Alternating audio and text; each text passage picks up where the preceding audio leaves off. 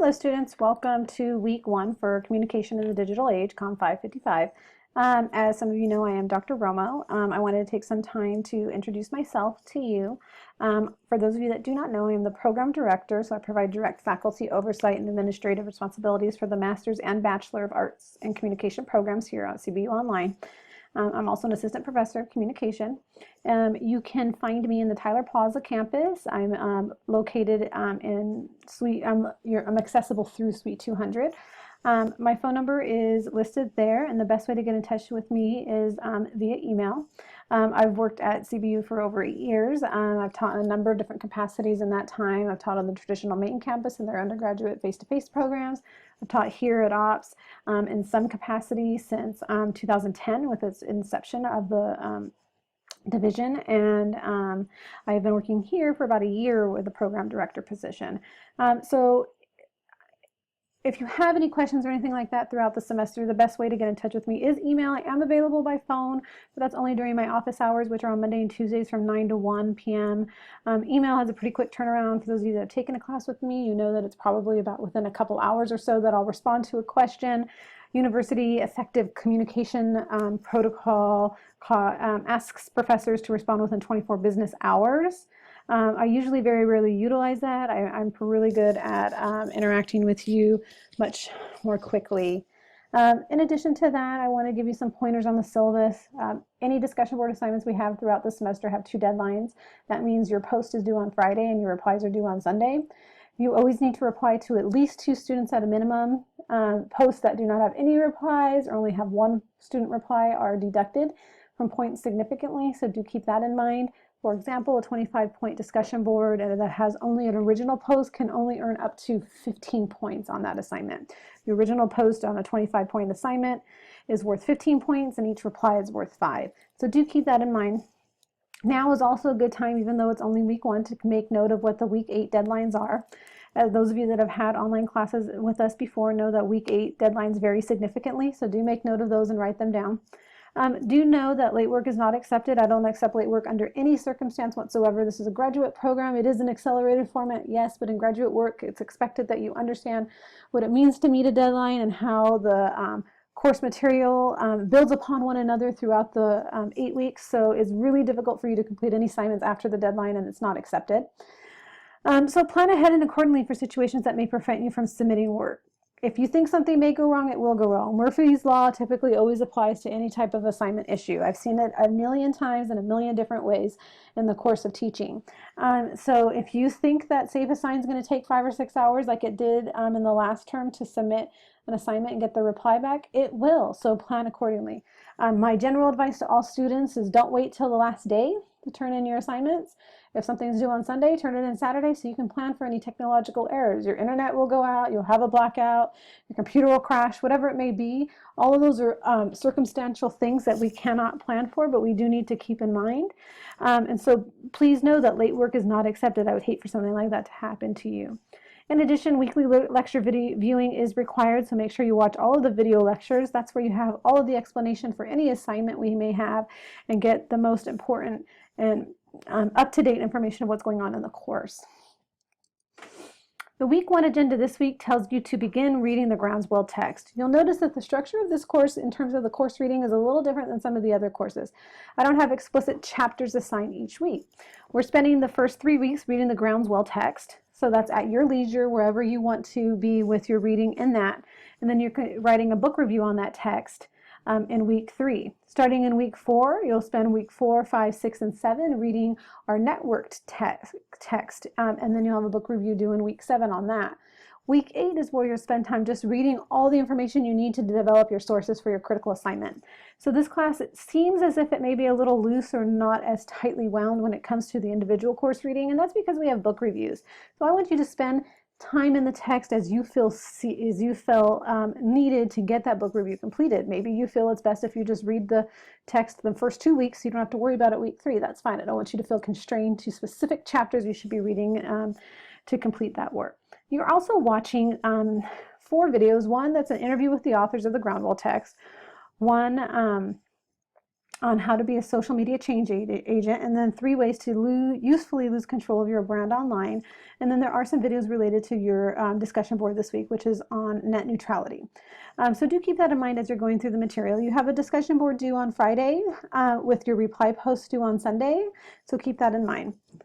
Here is an abbreviated version or snapshot of the assignment for this week. So you're writing at least 400 words on the topic of net neutrality. In that, you're going to complete 5 things. You're going to provide a description and definition of this concept. You're also going to explain how this concept is important in today's current technological climate, smartphones, social media, trends, and things of that nature, WikiLeaks, whatever it may be. You'll also tell me how net neutrality relates to the course content, as well as if net neutrality is viable, meaning it can withstand the ever-changing nature of communicative technologies in a long-term perspective. Then you'll provide your overall thoughts about the concept of net neutrality and how it relates to the course content and current digital communication practices. So there's 2 articles from the New York Times you'll be reading about net neutrality, and there's 2 videos you'll be watching that are in the actual discussion board on Blackboard. Shows you how to access that. You can actually just press play. But the links are provided there. So after you read all of that and you read some of the groundswell text, then you're going to write this post on what net neutrality is. The idea of communication in the digital age in terms of this course is looking at the role communication plays, looking at communicative technologies, communicative practices, and how we still interact interpersonally with a digital in a digital environment. So we look some at social media, we look some at just how we're interacting with devices we're utilizing on our own every day, like a phone and things like that, and we're considering some things of how we use communication differently with utilizing digital measures and things of that nature. So it's not entirely social media, it's not entirely new media strategies, it's looking at the role and where communication fits in all of this, ideas of these new communication practices. As we move through the course content, you'll see that I'll spend some significant time each week talking about theories that relate to digital communication. You may look at this and say, okay, I took the comm theory course, the media effects, and I don't see where social judgment theory fits into this. Well, I'll tell you this. Social judgment theory is utilized in a number of different ways, and one huge concept that we're going to learn this semester is that communication theories are just that. They're theories utilized in all aspects of communication. So it may seem like it's an interpersonal communication theory, but can we take interpersonal related topics into the digital age or into digital communication practices? Of course we can. So you are going to see that there is some deviance from typical media theories and media influence theories in this course, because the point is for us to start to expand our knowledge and look and see how some of these core concepts and communications are used now in the digital marketplace or the digital communication practices and such. So for those of you that are not aware, Sheriff developed social judgment theory. It's a socio-psychological theory that focuses on the communicator. So the tradition is socio-psychological. The communicator is the context we're looking at. It tells us that all communication takes place on this latitude of rejection and acceptance. We hover around this latitude of non-commitment in the middle section, but really all communication is judged based on it being accepted or rejected. We have this anchor that moves us across that line based off of what we know about pre-existing knowledge of a topic. And we use that anchor to help us judge communication and ultimately accept it or reject it. So if my anchor tells me one specific thing about a topic, and then I hear something that's contrary to what I know, the pre-existing knowledge I have, I may move towards the area of rejection and find out that I'm rejecting this idea based off of what I know this to be untrue.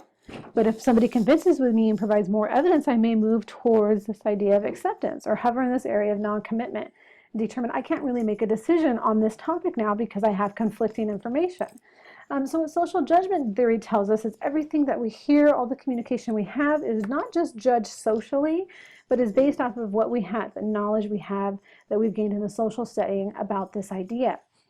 So as we move into digital communication practices and we look at social networks like Twitter, Instagram, Facebook, Snapchat, things like that, or we look at blogs or websites reporting information, we need to think about how people accept and reject information. If I read something on a blog and social judgment theory tells me I know this about something, I may be more inclined to reject the information on the blog because I know it's based on the opinion of the writer, and it may not be vetted as I may accept something from a reputable news source, whatever that may be. So keep that in mind and look at how that may apply in different social settings and how it relates to communication and those in that sense. As we go through the course content, do keep in mind you're reading some aspect of the Groundswell text this week. You're watching at least 4 videos on required for the course. You're completing your discussion on net neutrality and replying by Friday and replying to those posts no later than Sunday. I really look forward to interacting with all of you. This is going to be a fun and interesting course. We're looking at communication in a new and exciting way that we don't typically look at in some of the other courses. So if you have any questions, definitely contact me, and I look forward to interacting with you throughout the term. God bless.